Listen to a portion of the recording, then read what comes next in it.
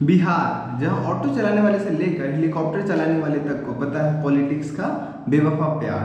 बिहार, जहां हुई थी सबसे पहले गणराज्य की दरकार। बिहार, जिसने हिलाई थी मजबूत इंदिरा की सरकार। बिहार, जो आज भी चला रहा है डबल इंजन की सरकार।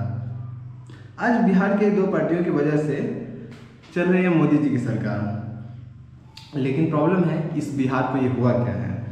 कहीं एक तरफ एक अच्छे नेता की दरकार तो दूसरी तरफ लोएस्ट वोटर टर्नआउट की हमार। जी हाँ, आप लोग सही सुन रहे हैं, लोएस्ट वोटर टर्नआउट। आज हम लोग इस टॉपिक पे बात करने वाले हैं कि बिहार, जहाँ पे ऑटो ड्राइवर से लेके हेलीकॉप्टर चलाने वाले तक हर कोई आदमी पॉलिटिक्स के बारे में अच्छा खासा नॉलेज रखता है, या फिर नॉलेज रखता हो या ना हो, बात जरूर करता है।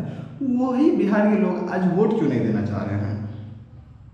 कहा जाता है कि दिल्ली का रास्ता यूपी बिहार से गुजरता है, लेकिन वो क्या कारण है जिसके कारण दिल्ली का रास्ता तो यूपी बिहार से ही गुजर रहा है, परंतु यूपी बिहार के लोग उस रास्ते को मजबूत बनाना नहीं चाह रहे हैं, या फिर उस रास्ते को बनाने में हिस्सेदारी नहीं रखते हैं।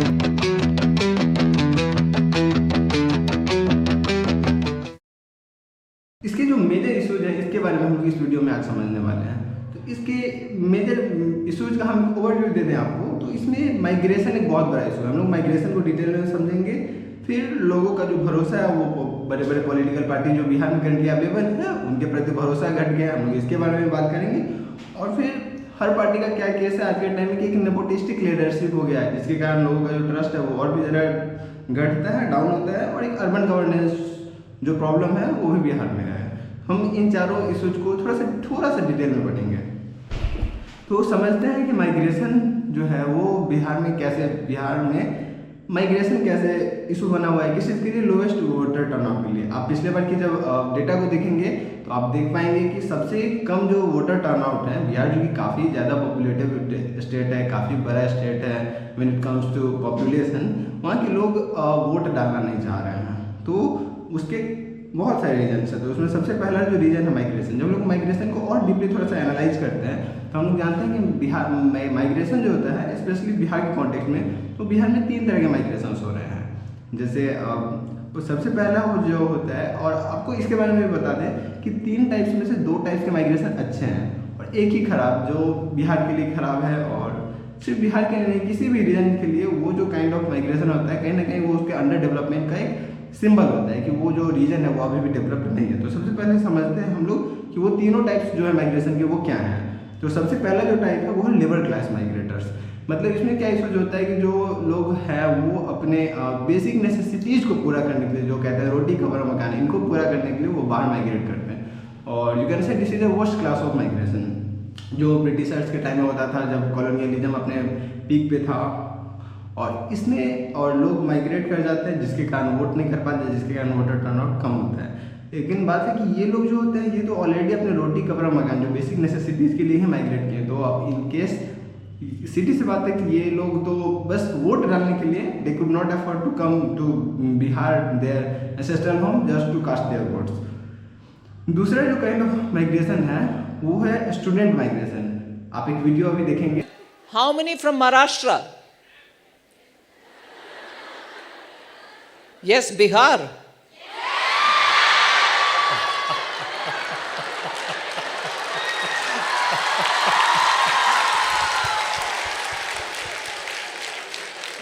Brilliant.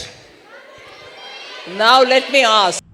आप इस वीडियो को देखकर एक चीज़ समझ सकते हैं, वो चीज़ क्या है कि बिहार में जो स्टूडेंट्स हैं, इवन पटना में भी, जो कहा जाता है कि Patna is a city which is filled with students, तो बिहार के स्टूडेंट्स बहुत ज़्यादा माइग्रेट कर रहे हैं अच्छी एजुकेशन के लिए। तो ये एक अच्छी चीज़ है, इसलिए कहा जाता है कि जो अगर वो माइग्रेशन एजुकेशन के लिए that is a good thing, उसमें कोई इशू नहीं है। और जो वीडियो अगड़ा के एलन इंस्टीट्यूट की है, जिसमें भरे हुए थे सिर्फ बिहार के बच्चे, और सिर्फ ये कोटा की बात नहीं है, ये पूरे इंडिया की। और जो तीसरा काइंड ऑफ माइग्रेशन है विच इज़ हाई अर्निंग माइग्रेटर्स, मतलब लोग जो बड़े बड़े डॉक्टर्स हैं, जो इंजीनियर्स हैं, मोस्टली इंजीनियर्स हैं, क्योंकि इंजीनियर्स को यहाँ पे अच्छा प्लेसमेंट्स नहीं मिलते हैं, तो इंजीनियर्स बाहर जाते हैं। और उसके बाद सेंट्रल गवर्नमेंट एम्प्लॉयज है, उनको तो कोई रोक नहीं सकता है, गवर्नमेंट उनकी ट्रांसफर्स अलग अलग जगह करती हैं। और ये सब जो लोग होता है वो अपने पूरे फैमिली के साथ माइग्रेट करते हैं मोस्टली। और ये होता है कि बहुत लंबे लंबे पीरियड के लिए माइग्रेट करते हैं, जाएंगे तो एक बार 2 साल बाद आएंगे, 3 साल 5 साल, ऐसे लोग बहुत लंबे लंबे अंतराल पर वापस घर आते हैं। तो ये भी अगर काइंड ऑफ माइग्रेशन है कि अगर बिजनेसमैन माइग्रेट कर रहे हैं, बड़े बड़े लोग माइग्रेट कर रहे हैं अच्छी अर्निंग्स के लिए, अगर कोई यहाँ से माइग्रेट कर रहा है and he is getting 1,50,000 annual per month और 2 lakh per month, it is good. लेकिन बात है कि जब ये लोग माइग्रेट कर रहे हैं तो एक अच्छी चीज़ है। तो हम लोग समझते हैं कि आखिर जो है सॉल्यूशंस क्या क्या हमारे पास अवेलेबल है। तो देखिए इलेक्शन मुंबई में कर्नाटक से लोग आते हैं, गुजरात से लोग आते हैं, राजस्थान से आते हैं, हर जगह से आते हैं, लेकिन आपके निशाने पर सिर्फ बिहारी क्यों होते हैं? उत्तर प्रदेश और बिहार से जो लोग आ रहे हैं यहाँ पे, हर एक आदमी हम लोग बोलते हैं कि हम लोग काम करने के लिए आ रहे हैं, लेकिन यहाँ पे जब वो आते हैं कुछ समय के लिए वो काम करते हैं, काम करते रहते हैं, लेकिन आहिस्ता आहिस्ता पता चलता है आपको वो अपनी अपनी कॉन्स्टिट्यूंसी बना रहे हैं। एक एग्जाम्पल देता हूँ। जो वीडियो आपने अभी देखा, इस वीडियो से भी आप समझ सकते हैं कि बाहर के लोगों का भी कुछ इशूज रहते हैं कि वो लोग बिहारीज को इसलिए पसंद नहीं करते हैं, स्पेशली बहुत सारे पॉलिटिशियंस जो होते हैं कि वो लोग उनके रीजन में जाके वहाँ पे उनके जो पॉलिटिकल एटमॉस्फेयर है, जो वहाँ की डेमोग्राफी है, जो जिस बेसिस पे वहाँ पे वोटिंग होगा उसको अफेक्ट कर सकते हैं। तो इसके लिए एक इलेक्शन कमीशन कहते हैं ना, मतलब एक ऐसा सॉल्यूशन लेगा जो उनके लिए फायदेमंद होगा, हमारे लिए फायदेमंद होगा। वो क्या है कि लोग बाहर से वोटिंग करने का मतलब एक ऑप्शन दे सकते हैं। अभी इलेक्शन कमीशन ने अनाउंसमेंट भी किया है कि वो कुछ जो लोकल पोल्स हैं जो बिहार में होने वाले हैं उसमें कुछ ऑनलाइन वोटिंग का ऑप्शन लाएंगे। तो एक ये ऑनलाइन वोटिंग का ऑप्शन ला सकते हैं जिसके कारण जो बाहर में जो लोग रहते हैं, हाँ definitely there will be limit. जैसे अभी इलेक्शन कमीशन बताइए कि वो एक 10% लिमिट होगा, 10% जो रेसिडेंट्स हैं किसी भी रीजन के वही बाहर से अपना रजिस्टर करके वोटिंग कर सकते हैं। तो वो दो ऑप्शन से कर सकते हैं, या तो वहाँ पे जो वो बैलेट पोल्स वहाँ पे जो है मतलब एक पर्टिकुलर एरिया पे, जैसे कोई भी एक जैसे दिल्ली है, दिल्ली के एक पर्टिकुलर एरिया में एक बैलेट पोल आप बता दीजिए और लोगों को बता दीजिए कि आप यहाँ पे आके अपने वोट्स जो है कास्ट कर सकते हैं, या फिर आप ऑनलाइन वोटिंग का ऑप्शन दे दीजिए, जिसमें सब सीधी सी बात है जब आप ऑनलाइन वोटिंग का ऑप्शन देंगे तो आपको स्पेशली साइबर प्रोटेक्शन का ध्यान रखना पड़ेगा कि कोई साइबर अटैकिंग वगैरह ना हो। इन सब ये स्पेशली ये जो इशूज है, अगर ये दो इशूज को अगर हैंडल कर पाती है तो शायद जो माइग्रेशन के कारण जो वोटर टर्नआउट कम हुआ है बिहार का, शायद उस प्रॉब्लम को इलेक्शन कमीशन हैंडल कर सकती है। दूसरा जो प्रॉब्लम आता है, क्या हुआ है कि बिहार में जो मेजर पॉलिटिकल पार्टीज हैं उन पर भरोसा उठ गया है लोगों का। कैसे हुआ है, जैसे आप देखेंगे इंडिया अलायंस का जो गठबंधन हुआ था 2024 लोकसभा इलेक्शंस के लिए, उसमें भी क्या हुआ कि उस जो गठबंधन के सूत्रधार थे माने जाते थे कि वो नीतीश कुमार थे, और बाद में नीतीश कुमार ने उस गठबंधन को छोड़ के बीजेपी को मतलब एनडीए को ज्वाइन कर लिए। तो इससे क्या होता है कि लोगों का जो बड़े बड़े जो पार्टी हैं उनके ऊपर इतना भरोसा नहीं है। जैसे इवन अभी के टाइम में भी जेडीयू में के हेड हैं सम्राट चौधरी जी, वो भी एक टाइम में जेडीयू के मेंबर रह चुके हैं। तो मतलब एक ही पार्टी अलग अलग पार्टी के मेंबर हैं, जाती हैं आती हैं, तो लोगों का सारी पार्टियों को लोग एक तरह से देखते हैं। किसी जो बदलाव वाला फीलिंग होता है कि like they will change something in Bihar, वो किसी पॉलिटिकल पार्टी में आ नहीं रहा है। और जो मेजर इशूज हैं, जैसे लोग जो हैं आज के टाइम में भी जो बिहार में बहुत सारे मेजर इशूज हैं, चाहे वो स्कूल्स हैं, स्कूल्स में मतलब बहुत सारी अपग्रेडेशन हुआ है बट उस लेवल का नहीं हुआ। आज भी हम इंडिया के बाकी स्टेट से स्पेशली अच्छे स्टेट से काफ़ी पीछे हैं। हमारे जो स्कूल्स का कंडीशन है, हमारे जो कॉलेजेस का हालत है, जिसको थोड़ा और बहुत अच्छा मतलब बहुत ज़्यादा इंप्रूवमेंट की जरूरी है। जैसे बिहार में यू कैन से BHU और दिल्ली यूनिवर्सिटी टाइप यूनिवर्सिटी अभी भी बिहार में नहीं है। और ये हुआ, और हेल्थ केयर की बात जब हम करें तो हेल्थ केयर में एम्स पटना को आप हटा देंगे तो पता चलेगा कि पूरे बिहार में कोई एक अच्छा इंस्टीट्यूशन नहीं है। उसके अलावा जो इंडस्ट्रियलाइजेशन है, इन टॉपिक्स पे बात ही नहीं होता है। माइग्रेशन, जो ग्राउंड लेवल करप्शन है, जो मेजर इशूज होना चाहिए जिन पे लोगों को अपने अपने इवन अलग अलग पॉलिटिकल पार्टीज को, एक्टिविस्ट को अपने अपने पॉइंट रखने चाहिए और डिमांड करना चाहिए कि इन चीज़ पे थोड़ा सा कुछ चेंज वगैरह लाया जाए। होता नहीं है। आज भी जो बिहार के बड़े बड़े पॉलिटिशियंस हैं, चाहे नरेंद्र मोदी भी बिहार में जब रैलियाँ वगैरह करते हैं तो आप एक वीडियो देखे होंगे जिसमें नरेंद्र मोदी भी बड़ी बड़ी रैलियाँ जब करते हैं तो बिहार में वो आते हैं, बस एक FOB पुल की उद्घाटन कर देते हैं जो कि एक छोटी सी चीज़ है, और वही जब बाकी स्टेट्स में जाते हैं, स्पेशली गुजरात में जाते हैं तो 1 लाख करोड़ 1,50,000 के इतने बड़े बड़े इन्वेस्टमेंट्स करते हैं।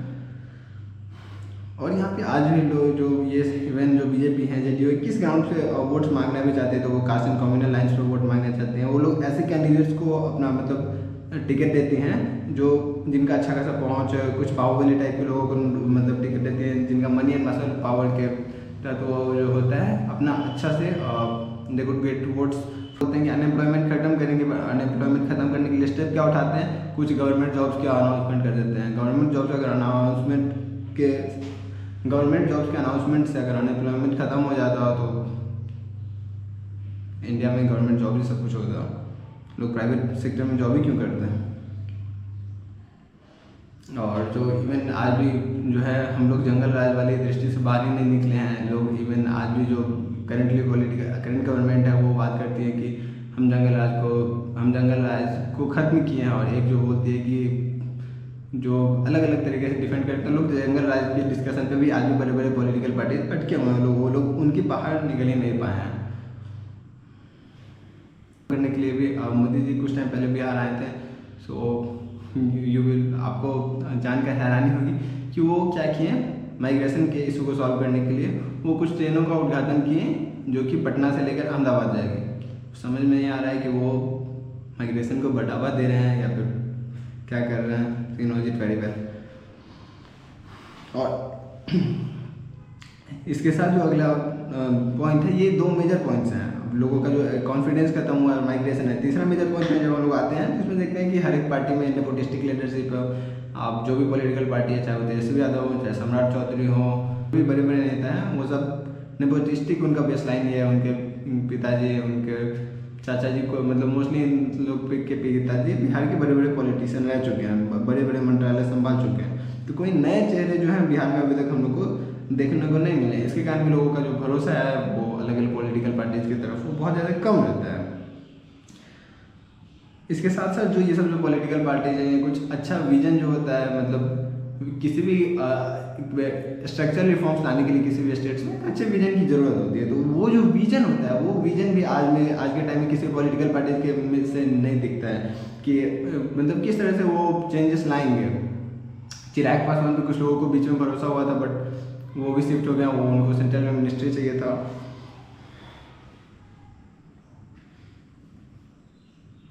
और ये सब जो रीज़न है जिसके कारण बहुत ज़्यादा प्रॉब्लम होता है। और जो लोग हैं, जो ये सब जो उनका हालात है, ख़राब schools, colleges, employment issues and जो भी काइंड ऑफ प्रॉब्लम्स बिहार में हैं, वो लोग मान चुके हैं कि शायद वो उनका किस्मत है जिसको वो लोग कुछ झुठला सकते नहीं हैं, और कुछ चेंज भी शायद नहीं हो सकता है। वो लोग भी पॉलिटिशियंस पे और सब कोई पे बड़े बड़े पॉलिटिकल पार्टीज पे अपना भरोसा ख़त्म कर दिए हैं। इसके बाद एक और प्रॉब्लम आता है अर्बन गवर्नेंस का। अर्बन गवर्नेंस यानी कि क्या होता है कि इसके पहले मैं एक लाइन बोलना चाहूँगा, but Bihar is to India, India is to the rest of the world. मतलब कि आप देखेंगे बिहार जो है काफ़ी रूरल पॉपुलेटेड एरिया है, ठीक उसी तरह जिस तरह इंडिया भी है वर्ल्ड के लिए। जैसे इंडिया जो है एक रूरल कंट्री है, वैसे बिहार एक रूरल स्टेट है। इंडिया में इवन इंडिया से ज़्यादा बिहार है। जैसे इंडिया में अराउंड 68.8% लोग जो है रूरल एरियाज में रहते हैं, और जबकि यूनिट का जब ये डेटा हम लोग बिहार की तरफ लाएंगे तो बिहार के 88.7% लोग जो हैं वो रूरल एरियाज में रहते हैं। तो आज के टाइम में भी क्या होता है कि जो गवर्नेंस जो होता है वो बड़े बड़े डिसीजंस हो गए, चाहे वो किसी पॉलिटिकल पार्टी के लिए हो, इलेक्शन के लिए हो, चाहे किसी भी चीज़ के लिए, वो पटना से लिया जाता है। जबकि पटना एक शहर है और आपको समझना होगा कि आप पटना से बिहार को नहीं चला सकते हैं, क्योंकि लोग, बिहार के लोग गाँव में रहते हैं। और लोगों के, और इसके साथ साथ जो बिहार में बहुत छोटे छोटे जो माइनर इशूज हैं उनको सॉल्व करने के लिए मेरा विश्वास है कि पब्लिक पार्टिसिपेशन बहुत ज़्यादा जरूरी है। When people will participate only then the problem could be solve. जो छोटे छोटे ग्राउंड पे और लोग कब पार्टिसिपेट करेंगे, जब लोगों को भरोसा होगा डेट चेंज। अब बात आती है, अपनी कमियां तो इतने सारे बता दी हैं, अब हम अगर हम करें तो करें क्या, बोले तो बोले क्या। तो चलिए अब हम आप लोगों को बताते हैं कि हमें बिहार में वोट किसको देना है। नहीं, किस पॉलिटिकल पार्टी को देना है ये नहीं बताने जा रहे हैं, बल्कि हम बताने जा रहे हैं किस ग्राउंड पे अपने कैंडिडेट्स को वोट करना है। क्योंकि अगर हम अच्छे कैंडिडेट्स को वोट करना शुरू करेंगे तो पॉलिटिकल पार्टी से अच्छे कैंडिडेट्स को उतारना शुरू करेंगी। तो एक जो बहुत बड़ा मतलब सबसे पहला जो फैक्टर है जिसके बारे में बहुत एक डिबेटेबल टॉपिक होता है कि भाई यूपीएससी के लिए भी मतलब एलिजिबिलिटी क्राइटेरिया होता है, बहुत सारे सबके लिए होता है, क्या पॉलिटिक्स में भी होना चाहिए। तो एजुकेशनल क्वालिफिकेशन जो होता है क्या एक कैंडिडेट के लिए मैटर करता है। तो देखिए जब आप MLA और MP की बात करते हैं तो हम बोलते हैं कि मैटर करता है, इससे पहले हम लोगों को ये सोचने की बात है कि क्या जो एजुकेटेड लोग हैं क्या वो करप्ट नहीं होते हैं, और अगर वो करप्ट होते हैं तो वापस से तो वही हाल हो जाएगा इंडिया का जो ऑलरेडी है। तो बात है कि हम लोग को फिर वोट किसको करना है। तो एजुकेशन क्वालिफिकेशन जो होता है जो उतना बड़ा फैक्टर नहीं है, मेरा मानना है ऐसा, क्योंकि IAS IPS जो बड़े लेवल पे होते हैं उनके लिए भी मतलब बहुत बड़े बड़े स्कैम्स वगैरह दिखे गए हैं जो IAS और बहुत सारे मतलब डिस्ट्रिक्ट मजिस्ट्रेट्स IAS IPS लोग मिल कर किए हैं, जो टॉप ब्यूरोक्रेट्स हैं इंटेलेक्ट्स हैं वो लोग मिल कर किए हैं। तो एक MLA या MP के लिए उतना ज़्यादा मतलब बहुत ज़्यादा एजुकेटेड होना मायने नहीं रखता है। हम एजुकेटेड होना मायने रखता है किन के लिए, जब आप मिनिस्ट्रीज का बात करते हैं। सपोज करते हैं कि फाइनेंस में कोई भी एक ऐसा कैंडिडेट है जिनका इकोनॉमिक्स से कोई रिलेशन नहीं रहा है लंबा टाइम तक, और या फिर उनका पूरे अपने एजुकेशनल लेवल में जो भी स्टूडेंट लाइफ है, और उनको अगर हम फाइनेंस मिनिस्टर दे दे तो बहुत से जो टेक्निकलिटीज हैं उनको समझ में नहीं आएगा, फिर थोड़ा सा पेचीदा होगा। जैसे अभी इंडिया में भी करेंटली जो फाइनेंस मिनिस्टर हैं निर्मला सीतारमण जी, वो MPhil की हुई है, मास्टर ऑफ फिलोसफी इकोनॉमिक्स से JNU से की हुई है, तो उनको इकोनॉमिक्स का थोड़ा नॉलेज है। तो कुछ इस टाइप से मिनिस्ट्रीज का जो पॉलिटिशियंस हैं वो तो सही सी बात है हम लोगों को करना नहीं है, वो बड़े बड़े जो पॉलिटिकल पार्टीज हैं जो जीत के आते हैं इलेक्शन में उनको करना है। तो ये मतलब वहाँ पे एजुकेशनल क्वालिफिकेशन का थोड़ा सा इंपॉर्टेंस हो सकता है, बट मेरे according to me ground level पे उतना ज़्यादा मैटर नहीं करता है। दूसरा जो मेजर प्रॉब्लम होता है वो है क्रिमिनल रिकॉर्ड। आप जो कुछ हेडलाइंस देख सकते हैं कि इंडिया में जो क्रिमिनल रिकॉर्ड रहा है वो specially when it comes to MPs और MLA जो हैव गॉट इलेक्टेड उनका बहुत गंदा रहा है। जो मतलब क्रिमिनल्स ज़्यादा इलेक्ट होकर आते हैं, जो वही लोग, इससे पता चलता है कि मनी एंड मसल पावर कहीं ना कहीं हमारे पॉलिटिक्स में भी एक अच्छा खासा रोल निभा रहा है, और वो ख़त्म तो छोड़ दीजिए कमा भी नहीं, इवन बढ़ ही रहा है। हम लोगों को ये चीज़ समझना होगा, चाहे कोई पॉलिटिशियन कितना भी दूर का धुला ना हो, it is entirely useless unless he is not without criminal records. अगर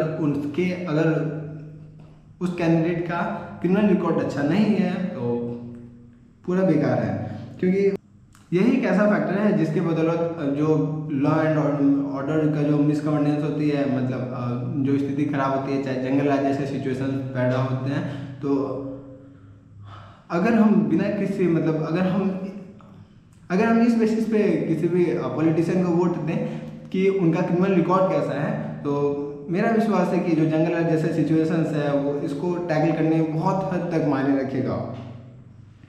और साथ साथ मेरा पर्सनल ये भी मानना है, no candidate deserve to be elected unless और until he does not have any criminal record against the specially in the categories of crime against humanity and crime against women. अब हम लोग तीसरा मेजर इशू जो है उस पर बात करने जा रहे हैं। तो तीसरा ये जो क्या होता है करप्शन। तो करप्शन में भी आप देखेंगे इसके भी फर्दर टाइप्स हैं, इसके भी 3 टाइप्स होते हैं। सबसे पहले होते हैं ब्राइबरी। ब्राइबरी के लिए मुझे कुछ खास बोलने की जरूरत नहीं, इसके लिए तो टेबल के नीचे से काम चल जाता है।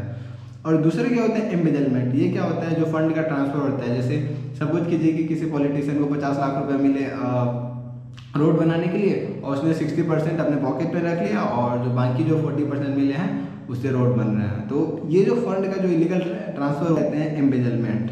और तीसरा होता है इन्फ्लुएंस पेडलिंग। इसमें क्या होता है कि कोई भी पॉलिटिशियन है, MP MLA, वो अपने पॉलिटिकल पावर का गलत फायदा उठाता है। कैसे उठाएगा, कुछ एग्जांपल के लिए समझते हैं कि कोई भी एक MP है, वो उसका मतलब वो गवर्नमेंट का हिस्सा है, तो नॉर्मल गवर्नमेंट में उसकी पकड़ होगी, तो वो अपने जो एरिया, अपने जो कंस्टिट्यूएंसी है या फिर कहीं से भी, वो उस जगह से नेशनल हाईवे पास करवा देगा जहाँ उसके पहले से उसके या फिर उसके रिलेटिव्स के अच्छे खासे ज़मीन है, ताकि उनका जो उस ज़मीन का जो रेट है वो 10 गुना 15 गुना 20 गुना बढ़ जाएगा, और वही जो पैसे होगा उस पैसे से वो वापस अपने इलेक्शन लड़ेगा, और फिर एक ब्लैक मनी का एक मेजर सोर्स हो जाएगा वो जो पैसा होगा वो।